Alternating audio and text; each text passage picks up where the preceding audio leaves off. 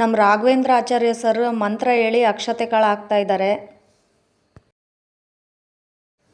ಒಳ್ಳೆ ಹಬ್ಬದ ಊಟ ಮಾಡ್ದಂಗೆ ಆಯಿತು ನಮ್ಮ ಶಾಲೆಯಲ್ಲಿ ಇವತ್ತು. ವಿಶ್ರಾಂತಿ ಮಾಡಲು ಬಂದ ಪಕ್ಷಿಯನ್ನು ಕಂಡು ಪ್ರೀತಿಯೆಂದು ಮೋಸ ಹೋದ ಮರ. ಪಳಗಿಸ್ತಿರೋರು ಇವರೇ, ನಮ್ಮ ಮಳೆ ಆಗ್ಬೇಕು. ಇವರೇ ನೋಡಿ ನಮ್ಮ ಊರಿನ ದುರ್ಯೋಧನ ಹೋರಿ ಮಾಲೀಕರು, ಜಗದೀಶ್ ಅಂತೇಳಿ ನಮ್ಮ ದೋಸ್ತರು.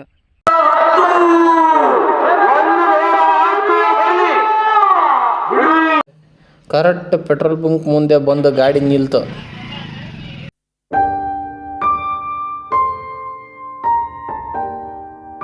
Hi friends, welcome back to my new vlog guys. ಇವಾಗ ಒಂದು 6 ಗಂಟೆ ಆಗಿದೆ.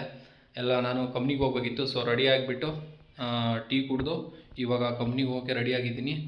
ಮತ್ತು ಇನ್ನೊಂದು ವಿಷಯ ಏನಂದರೆ, ಎಲ್ಲ ನನ್ನ ಅಣ್ಣ ತಮ್ಮಂದಿರಿಗೂ ಹಾಗೂ ನನ್ನ ಫ್ರೆಂಡ್ಸ್ಗೂ, ಸಮಸ್ತ ಜನರಿಗೂ ರಂಜಾನ್ ತಿಂಗಳ ಆರ್ಥಿಕ ಶುಭಾಶಯಗಳು. ಈ ಸತಿ ರಂಜಾನಲ್ಲಿ ಎಲ್ಲ ಜನರಿಗೂ ದೇವರು ಸುಖ, ಶಾಂತಿ, ನೆಮ್ಮದಿ, ಐಶ್ವರ್ಯ, ಆರೋಗ್ಯನ ಕೊಟ್ಟು ಎಲ್ಲರನ್ನು ಕಾಪಾಡಲಿ ಅಂತ ದೇವರಲ್ಲಿ ಕೇಳ್ಕೊಳ್ತಿದ್ದೀನಿ. ಪ್ರತಿ ವರ್ಷಕ್ಕಿಂತ ಜಾಸ್ತಿ ಜೋರಾಗಿ ಈ ವರ್ಷ ನಮ್ಮ ಸ್ನೇಹಿತರು, ಅಣ್ತಂಬ್ರುಗಳು ಎಲ್ಲ ಚೆನ್ನಾಗಿ ಪ್ರತಿ ವರ್ಷಕ್ಕಿಂತ ಜಾಸ್ತಿ ಜೋರಾಗಿ ಸೆಲೆಬ್ರೇಟ್ ಮಾಡಲಿ ರಂಜಾನ್ ಅಂತ ಎಲ್ಲರಲ್ಲಿ ಕೇಳ್ಕೊಳ್ತೀನಿ. ಮತ್ತು ಗೈಸ್, ನಾನು ಇವಾಗ ಕಂಪ್ನಿಗೆ ಹೋಗೋಕ್ಕೆ ಟೈಮ್ ಆಗಿದೆ. 6:15 6:20 ಮನೆಗೆ ಬಿಡ್ಬೇಕು ನಾನು, ಯಾಕಂದರೆ 7 o'clock ಪಂಚ್ ಇದೆ. ಸೊ ಹಾಗಾಗಿ ಮತ್ತೆ ಸಿಗ್ತೀನಿ ಗೈಸ್ ನಿಮಗೆ. ಮಸಾಲೆ ಮಜ್ಜಿಗೆ ಮಾಡ್ತಾಯಿದ್ದೀನಿ. ಇದಕ್ಕೆ ನಾನು ತೊಗೊಂಡಿರೋದು 3 ಎಸಳು ಕರ್ಬೇವಿನ ಸೊಪ್ಪು, ಅದಾದಮೇಲೆ 4ರಿಂದ 5 ಹಸಿಮೆಣಸಿನ್ಕಾಯಿ, ಒಂದು ಸ್ವಲ್ಪ ಶುಂಠಿ, ಪುದೀನ, ಆಮೇಲೆ ಕೊತ್ತಂಬರಿ. ಇದನ್ನು ಪೂರ್ತಿ ಮಿಕ್ಸರ್ಗೆ ಹಾಕ್ಕೋಬೇಕು. ಪೂರ್ತಿ ನುಣ್ಣಗೆ ಮಾಡಬಾರ್ದು, ಅರ್ಧ ರುಬ್ಬಬೇಕು. ಅದಾದಮೇಲೆ ಇದಕ್ಕೆ ಸಾಲ್ಟು ಮತ್ತು ವಾಟರು, ಕರ್ಡ್ ಪೂರ್ತಿ ಮಿಕ್ಸ್ ಮಾಡಿ ಮಜ್ಜಿಗೆ ಕನ್ಸಿಸ್ಟೆನ್ಸಿಗೆ ನಾವು ಕ್ಲೀನಾಗಿ ಮಿಕ್ಸ್ ಮಾಡಬೇಕು. ಸೊ ನೋಡೋಣ ಬನ್ನಿ, ಮಾಡಿ ಟೇಸ್ಟ್ ಯಾವ ಥರ ಇರುತ್ತೆ ಅಂತ. ಸ್ಕೂಲಲ್ಲಿ ಎಲ್ಲ ಟೀಚರ್ಸ್ ಸೇರಿಕೊಂಡು ಒಂದು ಸಣ್ಣದಾಗಿ ಫಂಕ್ಷನ್ ಇಟ್ಕೊಂಡಿದ್ದೀವಿ. ನಮ್ಮ ಕೊಲಿಗೊಬ್ಬರದು ಬೇಬಿ ಶವರು. ಅದಕ್ಕೆ ಎಲ್ಲರೂ ಪ್ರತಿಯೊಬ್ಬರು ಊಟ ಅಡುಗೆ ಮಾಡ್ಕೊಂಬರ್ತಾರೆ. ಸೊ ನನ್ನ ಕಡೆಯಿಂದ ಮಸಾಲೆ ಮಜ್ಜಿಗೆ ಮಾಡ್ಕೊಂಡು ಹೋಗ್ತಾ ಇದ್ದೀನಿ ನಾನು. ಸೊ ಇವಾಗ ಇದನ್ನು ಪೇಸ್ಟ್ ಮಾಡ್ಕೊಳ್ಳೋಣ. ಪೇಸ್ಟ್ ರೆಡಿಯಾಗಿದೆ. ಇವಾಗ ಮಜ್ಜಿಗೆಗೆ ಇದನ್ನು ಮಿಕ್ಸ್ ಮಾಡಿ ಸಾಲ್ಟನ್ನು ಮಿಕ್ಸ್ ಮಾಡ್ತೀನಿ.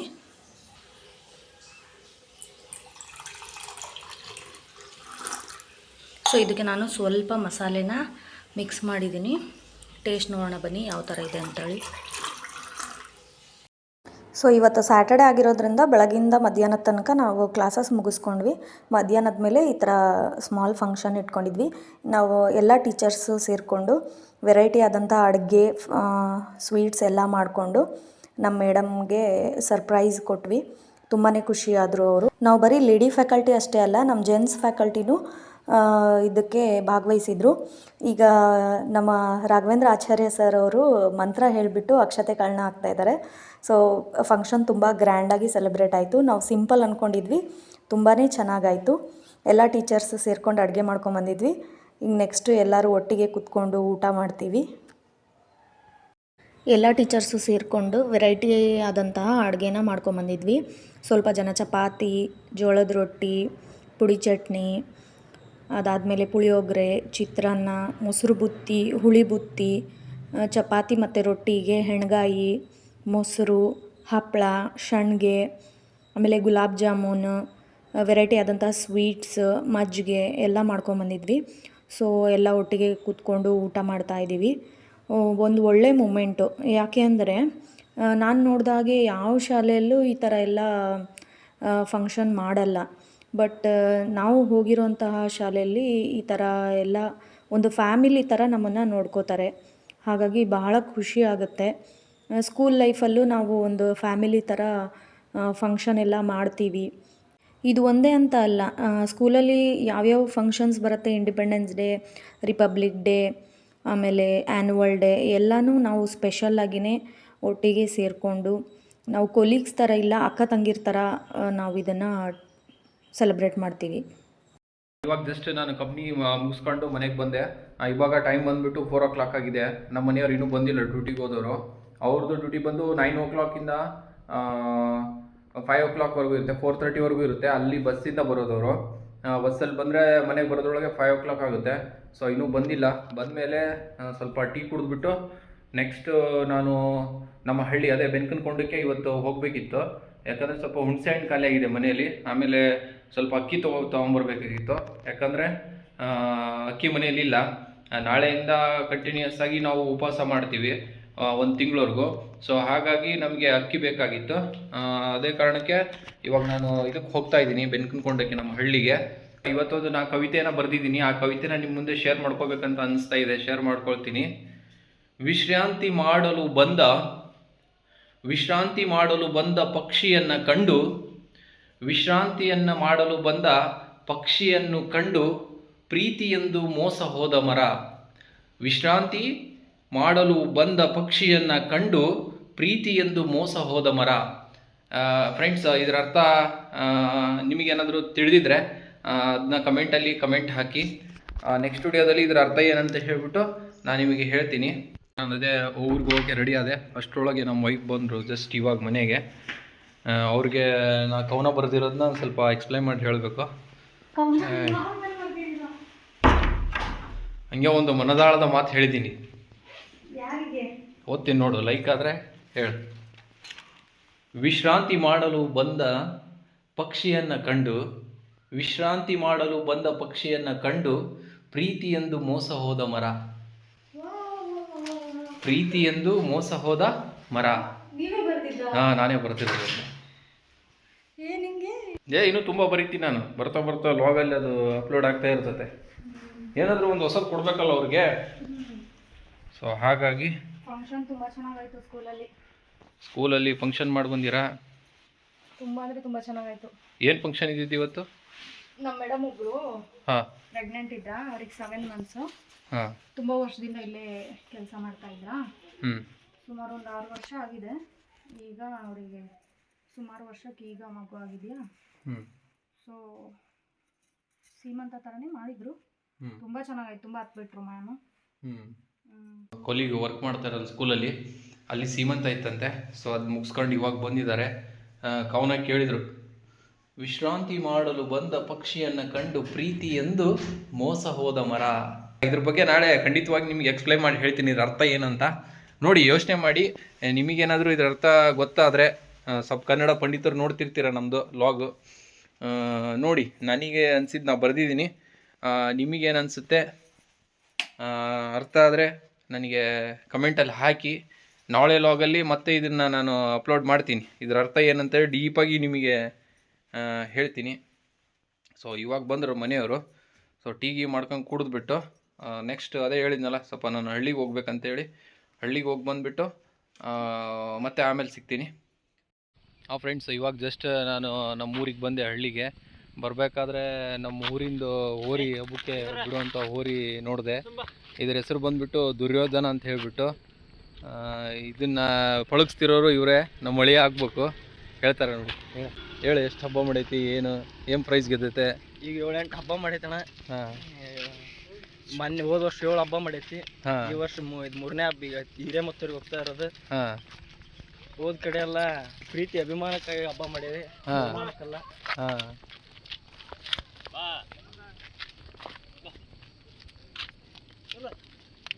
ಯಾವ ಊರ್ದು ಇದು ತಂದಿರೋದು ನೀವು ಹೋರಿನ?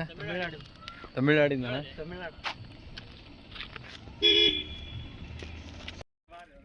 ಇವರೇ ನೋಡಿ ನಮ್ಮ ಊರಿನ ದುರ್ಯೋಧನ ಹೋರಿ ಮಾಲೀಕರು, ಜಗದೀಶ್ ಅಂತೇಳಿ ನಮ್ಮ ದೋಸ್ತರು. ಹೇಳ್ರಿ, ಏನಾದರೂ ಹೋರಿ ಬಗ್ಗೆ ಒಂದೆರಡು ಮಾಹಿತಿ. ಎಷ್ಟು ದಿನ ತೊಗೊಂಬಂದು ಬೆನ್ಕನಕೊಂಡಕ್ಕಿದ್ನ? 2 ವರ್ಷ ಆಯ್ತು ಬಂದು. 1.5 ವರ್ಷ ಆಯ್ತು. ಸುಮಾರು ಒಂದು 15 ಹಬ್ಬ ಮಾಡೇವಿ. ಎಲ್ಲ ಕಡೆಗೆ ಪ್ರೈಸ್ ಕೊಟ್ಟಾರ. ಮೊನ್ನೆ ಬಂಪರ್ ಹೊಡೆದೈತಿ. ಬಂಪರ್ ಆದ್ಮೇಲೆ ಮತ್ತೆ ಎಲ್ಲಿ ಹಬ್ಬಕ್ಕೆ ಹಾಕಿಲ್ಲ. ಇದಕ್ಕಿಂತ ಮೊದಲೊಂದು ಹಬ್ಬಕ್ಕೆ ಹಾಕಿದ್ವಿ. ಹೋಗಿ ಕೆರೆಯಾಗ ಬಿದ್ದೈತೆ. ಎಲ್ಲಿ? ಈ ಕೆರೆಗ? ಈ ಕೆರೆಯಾಗಲ್ಲ, ನರಸಾಪುರದ ಕೆರೆಯಾಗ ಹಬ್ಬಕ್ಕೆ ಬಿದ್ದು 1 ರೌಂಡ್ ಬಿಟ್ವಿ. ಚೆನ್ನಾಗಿ ಹಬ್ಬ ಮಾಡುತ್ತೆ. 1 ರೌಂಡ್ ಬಿಟ್ವಿ ಅಷ್ಟ. ಹೋಗಿ ಹೊರಕ್ಕೆ ಬಿದ್ದು ಕೆರೆಗೆ ಬಿದ್ದು ಬಿಡುತ್ತೆ. ಕೆರೆಗೆ ಬಿದ್ದು ಎತ್ತು ಉಳಿಸ್ಕೊಂಬಂದು ಧ್ವಜ ಅವತ್ತು. ಸಾವನ್ನ ಗೆದ್ದು ಬಂದೈತೆ ಅವತ್ತು. ಅದಾದ್ಮೇಲೆ ಕಾಲು ನೋವು ಆಗೈತಿ. ಎಲ್ಲ ಹಬ್ಬಕ್ಕೆ ಹಾಕಿಲ್ಲ ಈಗ ಸದ್ಯ ಎಲ್ಲ ಹಾಕಿಲ್ಲ. ಈಗ ತಂದು ಎಷ್ಟು ವರ್ಷ ಆಯ್ತು ನೀವು ಈಗ ಹೋರಿನ ಊರಿಗೆ? 1.5 ವರ್ಷ ಆಯ್ತು. 1.5 ವರ್ಷ ಆಯ್ತಾ? ಮತ್ತು ಹಬ್ಬಕ್ಕೆ ನಂಬರ್ ತಗೊಂಡವಿ. ಕಾಲು ಹುಷಾರಾಯ್ತು. ಪ್ರೈಸ್ ಏನೇನು ಗೆದ್ದೈತೆ? ಒಂದನೇ ಹಬ್ಬದಾಗ ಫಸ್ಟ್ 3rd ಪ್ರೈಸ್ ಕೊಟ್ಟಿದ್ರು. ಅದಾದ್ಮೇಲೆ ನೆಕ್ಸ್ಟ್ 2nd ಪ್ರೈಸ್ ಕೊಟ್ರು 2ನೇ ಹಬ್ಬಕ್ಕೆ. 3ನೇ ಹಬ್ಬಕ್ಕೆ ಫಸ್ಟ್ ಪ್ರೈಸ್ ಕೊಟ್ರು. ಆಮೇಲೆ ಒಂದು 4 ಹಬ್ಬ ಖುಷಿ ಹಬ್ಬ ಮಾಡಿದ್ವಿ. ಈಗ ಮೊನ್ನೆ 1ನೇ ಹಬ್ಬಕ್ಕೆ ಬಂಪರ್ ಹೊಡೆದೈತಿ ಈ ವರ್ಷ. ಆಮೇಲೆ ನರಸಾಪುರ ಹಬ್ಬದಾಗ 1 ರೌಂಡ್ಗೆ ಟಿವಿ ಕೊಟ್ಟಾರ 32 ಇಂಚದು. ಅಷ್ಟೇ, ಮತ್ತೇನಿಲ್ಲ. ಮತ್ತು ಈಗ ಆ ಕಡೆದಾಗ ಬಿಟ್ಟಿರ್ತೀರ, ಹೆಂಗೆ ಸ್ಪೀಡ್ ಓಡ್ತತಾ ಏನು ಹೈಕ್ಯಂತ ಹೋಗ್ತತಾ? ಯಾರಿಗಾದ್ರೂ ಏನಾದರೂ ಅಪಘಾತ ಮಾಡೈತೆ ಇದುವರೆಗೂ? ಸ್ಪೀಡ್ ಹೋಗ್ಯಂತ ಆ್ಯಕ್ಷನ್ ಹೊಡಿತೈತೆ. ಆ ಕಡೆ ಈ ಕಡೆ ಡಬಲ್ ಆ್ಯಕ್ಷನ್ ಹೊಡಿತೈತೆ. ಹಂಗಾಗಿ ಡಬಲ್ ಆ್ಯಕ್ಷನ್ ಸರ್ದಾರ್ ಅಂತ ಕರೀತಾರೆ. ಡಬಲ್ ಆ್ಯಕ್ಷನ್ ಸರ್ದಾರ. ಹಿಂಗೇನು ಎತ್ತು ಚೆನ್ನಾಗಿ ಸಿಕ್ಕತಿ. ಈ ವರ್ಷ 6 ಆಗೈತೆ. ಈಗ ಅದು 6 ಆಗೈತಾ? ಇನ್ನೂ ಹೈಟ್ ಆಗ್ಬೋದು ಎತ್ತು, ನೋಡ್ಬೇಕು.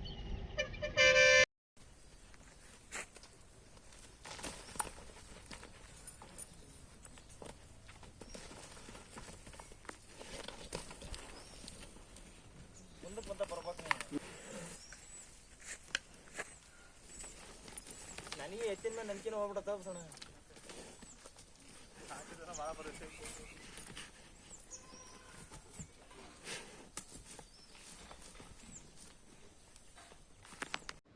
ಹಲೋ ಫ್ರೆಂಡ್ಸ್, ಬಯಲುಸೀಮೆಯ ಈ ಉತ್ತರ ಕರ್ನಾಟಕದ ಹೆಮ್ಮೆಯ ಹೆಬ್ಬಾಗಿಲಾದಂಥ ಹಾವೇರಿ ಜಿಲ್ಲೆ ರಾಣೆಬೆನ್ನೂರು ತಾಲೂಕು ಬೆನಕನಕುಂಡ ಗ್ರಾಮದಲ್ಲಿ ಒಂದು ಹೋರಿ ತೊಗೊಂಬಂದರು. ಅದ್ರ ಹೆಸರೇ ದುರ್ಯೋಧನ ಅಂತ ಹೇಳ್ಬಿಟ್ಟು. ಆ ದುರ್ಯೋಧನ ಎಲ್ಲೋದ್ರೂ ದುರ್ಯೋಧನ ತಾರನೇ ಆರ್ಭಟ ಸ್ಟಾರ್ಟ್ ಮಾಡಿದೆ. ಸೊ ಪ್ರತಿಯೊಂದು ಹಳ್ಳಿಯಲ್ಲೂ ಒಳ್ಳೆ ಪ್ರೈಸಸ್ ಗೆದ್ದಿದೆ.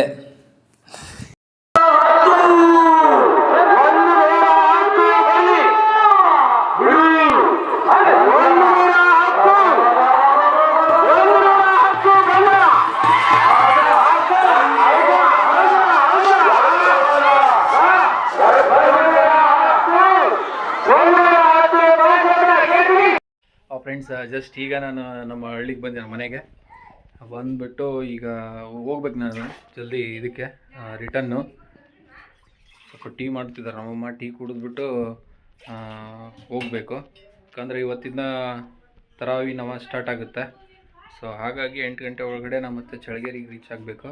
ಸ್ವಲ್ಪ ಸಿಟೀಲಿ ಮಾರ್ಕೆಟಲ್ಲಿ ಸ್ವಲ್ಪ ಸಾಮಾನು ತೊಗೊಳೋದಿದೆ, ತೊಗೊಂಡ್ಬಿಟ್ಟು ನೆಕ್ಸ್ಟ್ ನಾನು ಇದಕ್ಕೆ ಹೋಗ್ಬೇಕು, ಊರಿಗೆ. ಆಮೇಲೆ ಫ್ರೆಂಡ್ಸ್, ಇವಾಗ ನಮ್ಮ ಉತ್ತರ ಕರ್ನಾಟಕದಲ್ಲಿ ತುಂಬ ಫೇಮಸ್ ಹೋರಿ ಹಬ್ಬ. ಸೊ ಅದು ನಮ್ಮ ಬೆನಕನಕುಂಡ ಗ್ರಾಮದ ಒಂದು ಉತ್ತಮ ಹೋರಿ. ಅದು ಫಸ್ಟ್ ಟೈಮು ಯಾರು ಅಂತ ಬೇರೆ ಮಾಡಿರಲಿಲ್ಲ ಹೋರಿ ಮೇಂಟೈನ್ ಮಾಡೋದು. ಅವರು ನಮ್ಮ ಫ್ರೆಂಡ್ಸ್ ಎಲ್ಲ ಸೇರ್ಕೊಂಡ್ಬಿಟ್ಟು ಇವಾಗ 1 ಇಯರ್ ಬ್ಯಾಕ್ ತೊಗೊಂಬಂದಿದ್ದಾರೆ. ಒಳ್ಳೆ ಹಬ್ಬ ಮಾಡ್ತೈತೆ ಅದು, ಪ್ರತಿಯೊಂದು ಊರಲ್ಲೂ ಹೆಸರು ಮಾಡ್ತೈತೆ. ಆಮೇಲೆ ನಮ್ಮೂರ ಹೆಸರನ್ನ ಬೇರೆ ಊರಲ್ಲೆಲ್ಲ ಒಳ್ಳೆ ಹೆಸರು ತಂದಿದೆ ಅದು ನಮ್ಮೂರಿಗೆ.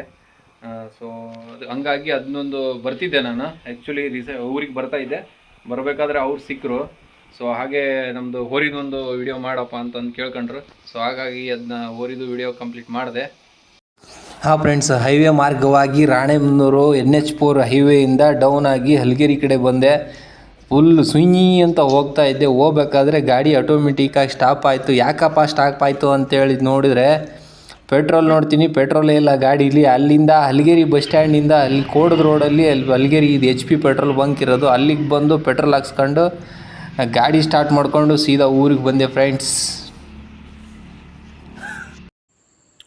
ಈವ್ನಿಂಗು ಸ್ಕೂಲಿಂದ ಬಂದು ಸ್ವಲ್ಪ ಟಯರ್ಡ್ ಆಗಿತ್ತು, ಅದಕ್ಕೋಸ್ಕರ ಮಲ್ಕೊಂಡಿದ್ದೆ. 1 ಅವರ್ ಮಲ್ಕೊಂಡು ಎದ್ದು ನಮ್ಮ ಹಸ್ಬೆಂಡ್ ರಾಣೆಬೆನ್ನೂರಿಗೆ ಹೋಗಿ ಬಂದುಬಿಟ್ಟು 8:30 ಆಗಿತ್ತು.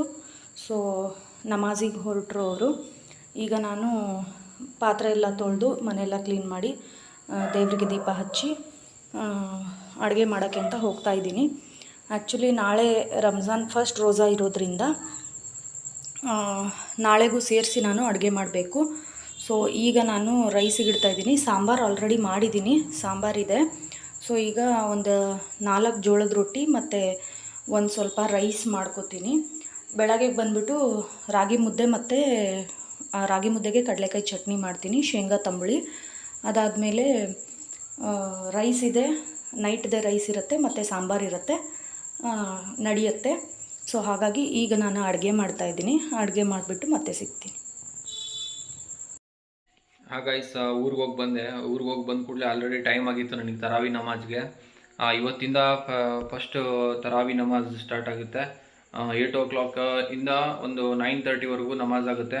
ಸೊ ಅದು ಮುಗಿಸ್ಕೊಂಡ್ಬಿಟ್ಟು ಇವಾಗ ಜಸ್ಟ್ ನಾ ಮನೆಗೆ ಬಂದೆ. ಆಮೇಲೆ ನಮ್ಮ ಊರಲ್ಲಿರುವಂಥ ಹೋರಿ ವಿಡಿಯೋಗಳನ್ನ ನಾನು ಅಪ್ಲೋಡ್ ಮಾಡ್ತಾ ಇದ್ದೀನಿ ಗೈಸ್. ಅದೆಲ್ಲ ನೋಡಿ ನನ್ನ ಇವತ್ತಿನ ಲಾಗ್ ಇಷ್ಟ ಆದರೆ ಲೈಕ್ ಮಾಡಿ, ಶೇರ್ ಮಾಡಿ, ಕಮೆಂಟ್ ಮಾಡಿ.